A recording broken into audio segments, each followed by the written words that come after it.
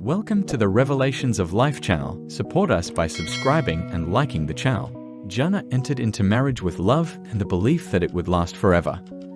Their dream wedding consisted of a white limousine with rings and ribbons, a fancy restaurant, doves soaring into the sky, a dress from a renowned fashion designer, and fireworks lighting up the night sky. The future looked bright and happy, which indeed it was, but only for the first 5 years. Andrew then revealed that their marriage was suffocating him, and the family routine had become unbearable. He no longer shared the same dreams as Jana, and he did not want to have a baby. Jana was puzzled. Hadn't Andrew always been the one who championed personal freedom, insisting that the first 10 years of marriage should be enjoyed without children? Yet here he was, packing his bags and leaving. Jana could not fathom how she had lost her family so suddenly.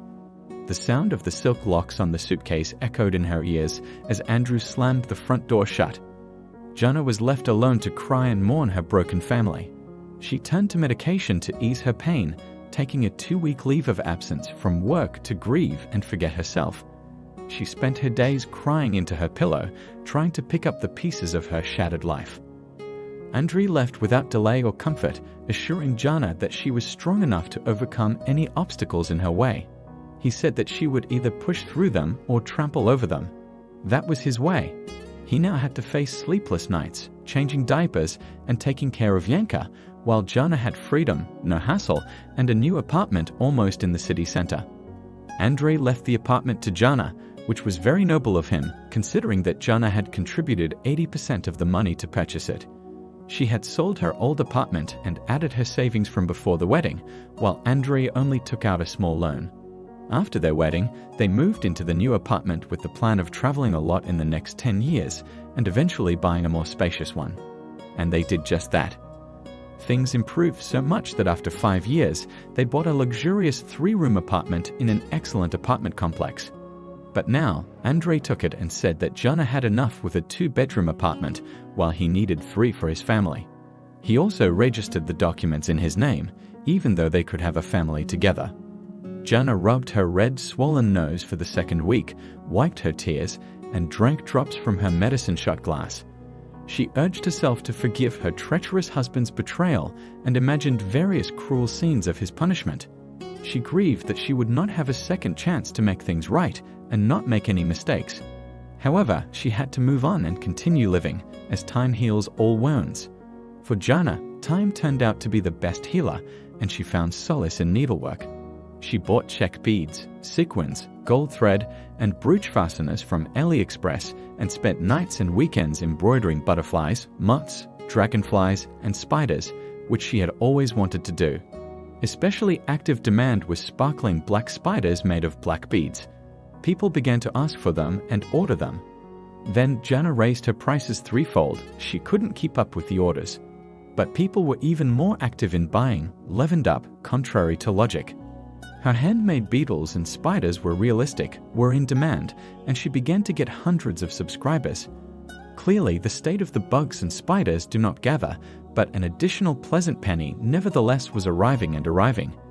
It was a good earning in addition to her main job, and Jana, after a divorce, began to buy nice things that previously could not afford. After all, she used to put the extra penny in the pile to buy a spacious apartment for her and her husband. They bought the den apartment. Her ex-husband had moved his new family into it, and now Jana was going to live for herself. She would definitely buy a membership to a fitness club, a spa, and a massage this week. In May, she will take a couple of weeks off and go to Madrid. There you can sunbathe and admire the beauty and the magnificent architecture. And the Spanish cuisine again, also something to admire. Back from Madrid, Jana looks fresher, and tanned. At work, she began to receive compliments. That is, they had done so before, but now their number had increased. One sunny July day off, Jana turned to an ice cream stall to buy some fruit ice cream. The summer heat was perfect.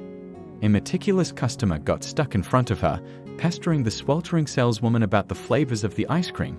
"Tell me, does this vanilla one and this one taste different? Which one is sweeter?" Jana felt like stepping on the bare toes of a nerd in stomped-on sandals, pretending that she'd accidentally stepped on them.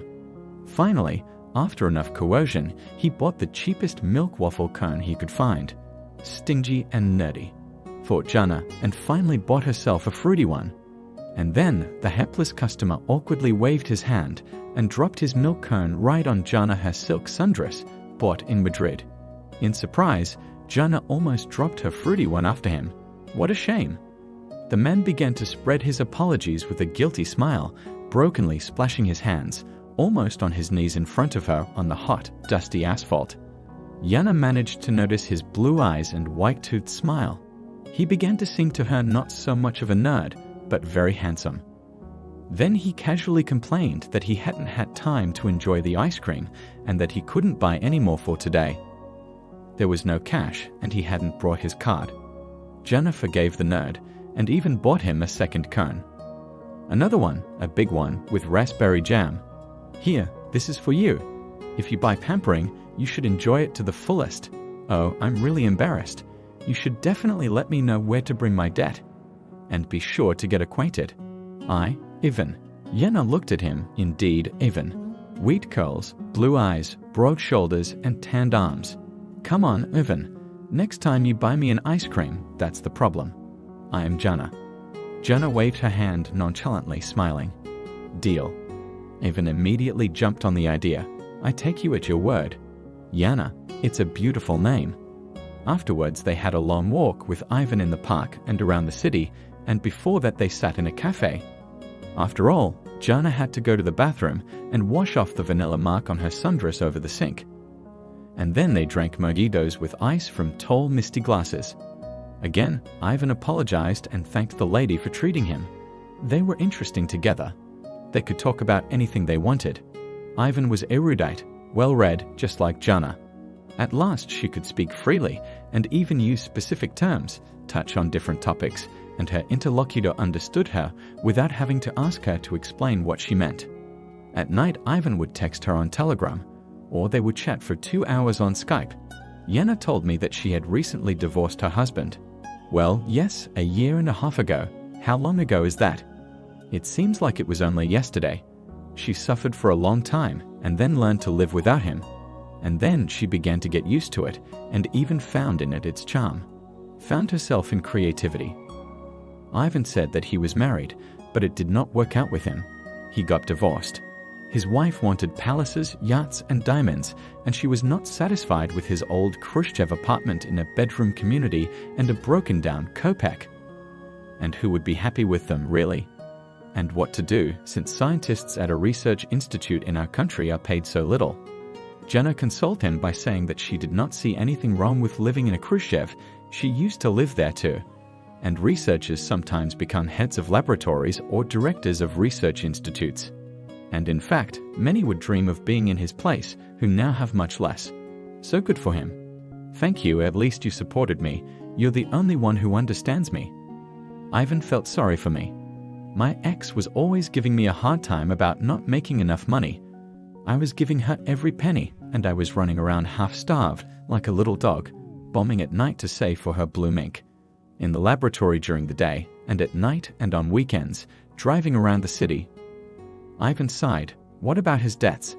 He can't even buy himself an ice cream, because after the divorce he is simply broke and pays the loan. Then Jana began to put a stop to his constant complaining about life and complaints about his ex-wife. Since he and Jana are already in a relationship, you have to get used to talking about them, not someone else, much less the past. Like her Andrei. When Jana and Ivan would go to a cafe to sit and have a bite to eat over a conversation, she would most often pay their joint bill. Unless Ivan limited himself to a cup of coffee, in which case he paid for himself and she paid for her order. Noticing that the worn-out sandals were stitched with threads of a wrong shade, apparently he had repaired them himself, Jana gave Ivan a pair of excellent sneakers. He initially denied it, embarrassed, but Jana insisted that it was a gift. Ivan took the gift and rejoiced like a child. He even sniffed the new clothes and marveled at how nice the new leather smelled. Soon they got together and began to live together. Ivan was 5 years younger though. Jana was a little embarrassed by this, but not much and only at first. Then she got used to it. After all, she looked younger by at least 5 years, if not 7. Next, after sneakers, went more substantial gifts. It was the chief's anniversary at the institute, and when Jana saw what Ivan was going to wear to the party, she went and bought him a suit. Well, yeah, it wasn't cheap, but it's cheap and it looks cheap, and she wanted her man to look his best. She had to add a shirt to the suit. Alas, all of Ivan's old ones were ugly, worn out, and useless. Well, except for a Subotnik to clean the territory. Well, not for the anniversary, in short. And a new leather belt from Lacoste went very well with the new look. And of course, leather shoes. And every time, Ivan never tired of embarrassedly thanking Jana for the gifts, kissing her hands warmly. She bought him presents.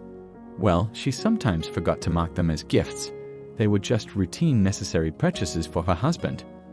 Jana began to think more and more that soon he would be her husband. They live together, they have a household together, and they are, in fact, already a family. They have quite a foreseeable future as a family. At the chief's anniversary party, Ivan was the handsomest man, and many of the female employees saw him with a new look. It turned out that under the faded old plaid shirts and blue lab coat hides such a handsome man. With him, everyone wanted that night to dance, even their respectable chief accountant, Zinaida Petrovna. True, Jana their Ivan did not invite, because it was not such a wide-scale celebration and celebrated only his team. But he recounted it all in detail when he returned home. And he showed her the photo on the page of the boss in social networks. He had already placed there a photo of his birthday. And once again heartily thanked Jana for her wonderful gifts, which made him look like a wealthy businessman. Jana was proud of Ivan. He really began to look like a successful, solid man. It had to happen soon that Ivan's boss suddenly fell ill. A stroke. The old man was immediately escorted off to a well-deserved rest, hastily marking his retirement. They gave him a basket of flowers and appointed a new chief. High-ranking officials believed that there was no better candidate than Ivan. The team readily supported. He is a candidate of science, a smart scientist with a lot of publications, and looks good, glossy as a real director with experience. We held a meeting, formalized the minutes, and the new director began his duties. Well, you see, I told you, even the rank-and-file researchers become heads, and then the directors. Ivan grabbed and twirled Jana in his arms. "You're my good fairy. You bring me luck. With the advent of you in my life, everything went uphill. How much I love you." He whirled her around, and she closed her eyes and dreamed that she was now in a wedding dress, against the white limousine and flying doves. What can you do? Jana loved such weddings with doves, and with fireworks. As a manager, Ivan had to live up to his status and keep up the mark. And without a car, he was just ashamed to go to the institute from the subway. And what about the respect of the public? I really need the car, it's a shame. But I still have to pay off my previous loan. It's still outstanding. But I'll earn more now, so I'll save the necessary amount sooner, muttered Ivan with a guilty face. He apologized for starting this conversation and for such a large sum. Then he began to say that he could not accept money from Jana because he already lived in her house at her expense. Then he emphasized again that he really needed the car and that he would return the money later, but not a bastard to be mean.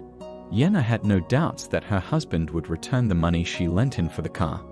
Her savings would not go to waste. He would pay it all back over time, and she would put it all back in the bank. And then she would get her own car later, a little later than she was going to. Ivan bought the car. He registered the purchase in his own name, of course. Jana thought about it for a minute, but then reasoned that it was the right thing to do. He bought it for himself, and the debt will be repaid gradually. No one rushes him. And Jana became even more impatient to wait for the marriage proposal from her beloved man, dear in every sense. Ivan became proud of his new position. He began to walk backwards, his tone became dismissive, and he shouted at Jana more often. He began to stay late in the evenings, explaining that it was a lot of work. He heads a large structure. Sorry, the position requires it. Ivan was fond of repeating himself in and out of place. Jana was perplexed. Well, what is his position? He just heads the laboratory. His subordinate has 8 people. Yes, he puffs himself up, posing as a high-ranking official, even bought a car to look respectable. To join the elite, so to speak. Jana ran her own firm's subdivision with 50 people under her command, and she didn't consider herself a high-ranking person. And she still rode the subway, and still waiting for a marriage proposal from her man, for whom she did so much, and wondered what Ivan was waiting for. It seemed that everything was already conducive to the fact that they could finally be reunited, maybe even without the wedding. God be with them, with those pigeons. Otherwise they'll shit all over the young couple. And Ivan suddenly took his things out of Jana's apartment, and then he said he was going to get married. Not to Jana, to the daughter of a rather famous professor, and that's not just anyone. What do you mean? I've been waiting for you to propose to me, and you tell me you're going to marry someone else. Not just any other woman. The professor's daughter. She's, by the way, 5 years younger than me. And you're 5 years older. Seriously, you were expecting a proposal. Did you really think I'd marry an old lady? Well, if you want, we can continue to see each other as before. Jana even choked. She knew that now he wanted to hurt her, but for what? For all her kindness? To favor the elderly aunt by meeting with her from time to time, so that she would continue to lend him gifts. What's wrong with Jana? One hubby stole an apartment to the unknown marital distance with another. The second failed hubby stole a car. Until when will Jana work for the well-being of selfish men, trampling her own interests? Clearly, there's no way to bring Ivan back, especially after what he said and did. And there's no reason to. Just as there was no getting Andrei back then. But now she has decided that she does not intend to give up. She was still going to fight this life. And no more depression, tears and drops in medicine cups.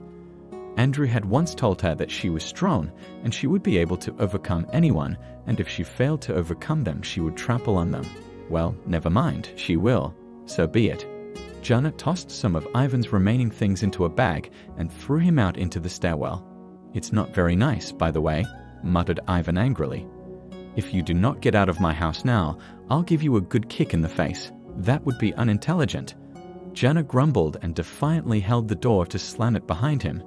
Jana took a vacation, again in May.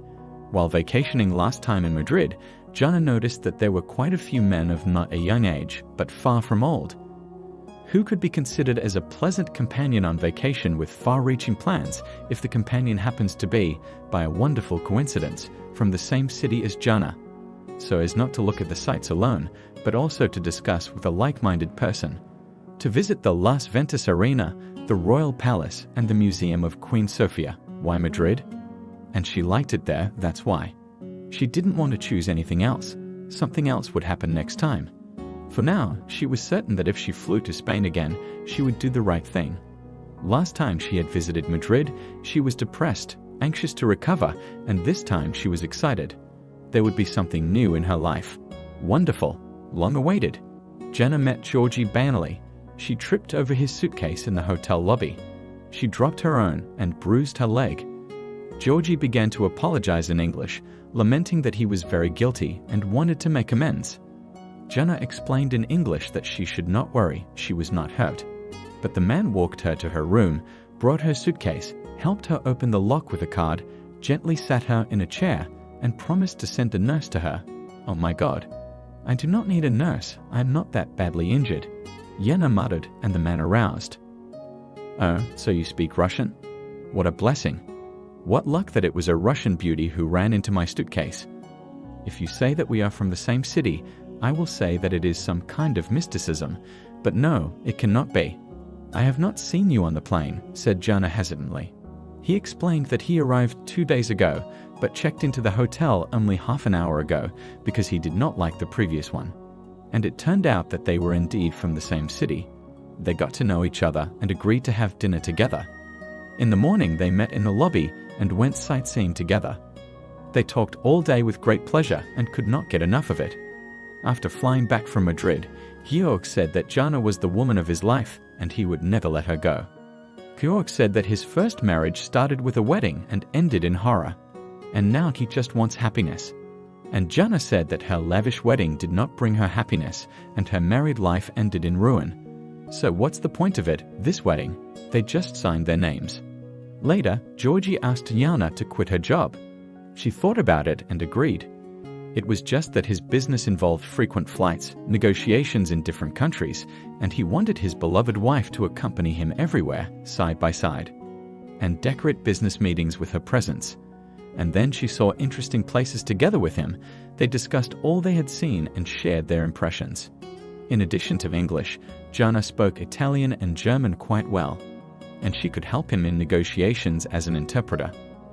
"If you want, I'll give you a salary as an interpreter, my dear, and it will be more than your salary in your previous position, so you won't regret quitting your job." Gianna refused, saying that she would gladly accompany her husband and translate the negotiations at no extra charge. Her husband was once again won over by her unselfishness and easygoing nature. Sometimes it is possible to work for more than just a paycheck.